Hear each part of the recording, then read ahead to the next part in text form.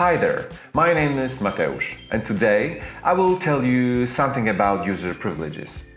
Properly defined user privileges ensure data security and access control to certain elements of Ergonode.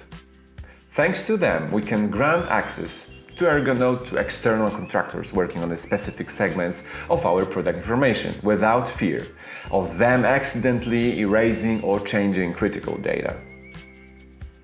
Thanks to user privileges, we can restrict their ability to edit attributes to those related to their fields. This is also a way to protect your regular employees from messing things up accidentally. These are the settings for user role privileges. There is another chart as well.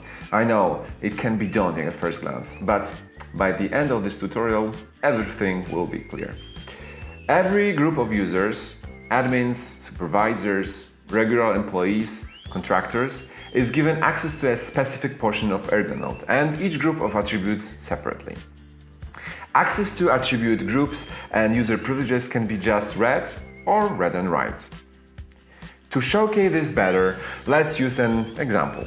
Let's imagine that we need to grant access to an external photographer whose task it will be to add images directly to product cards after photo shoots. No other access is needed, and it would be best if he didn't even see any other data. For our photographer to be compelled to focus only on media-related attributes, we need to gather them into a single group. Let's move to product design, then groups. Let's create a group called media. All right.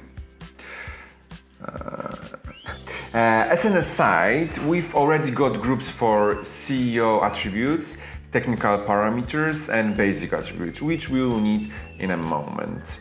All right. Let's move to user role settings next. Users can be grouped as well. We've got admins, managers, and roles responsible for categories and content input. Let's create a new role for an external photographer and call it External Media Creator. Alright, now that is done, we can move to setting privileges. Let's start with attribute group access settings. We can see the same attribute group as before.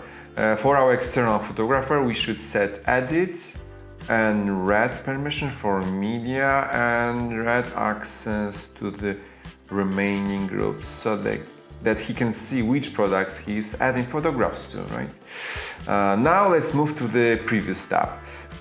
This is where access privileges to other parts of Ergonode are located. The access control here is expanded to create, delete, read, and update. A photographer needs access to product and multimedia. It may be a good idea to limit their access to so that they cannot remove products or modify them. On the other hand, giving the full access to managing multimedia makes sense. After all, that's what we pay them to do, right? Once we have set up this role in a desired fashion, we can add the photographer's account to it. Let's now take a look at what Ergonode looks like from the photographer's perspective.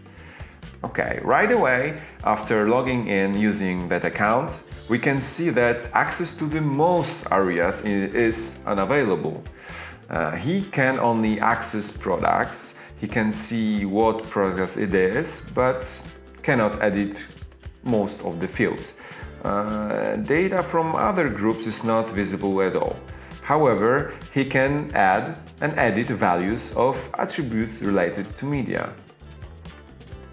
We can set up a similar limited access for external CEO agency or for other contractors.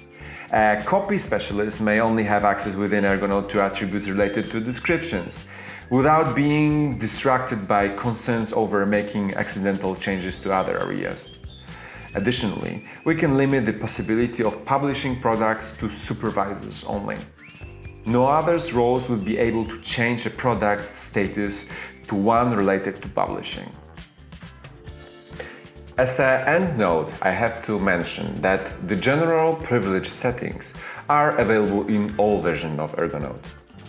But the ability to restrict access to attribute groups is a feature only available in a Pro version.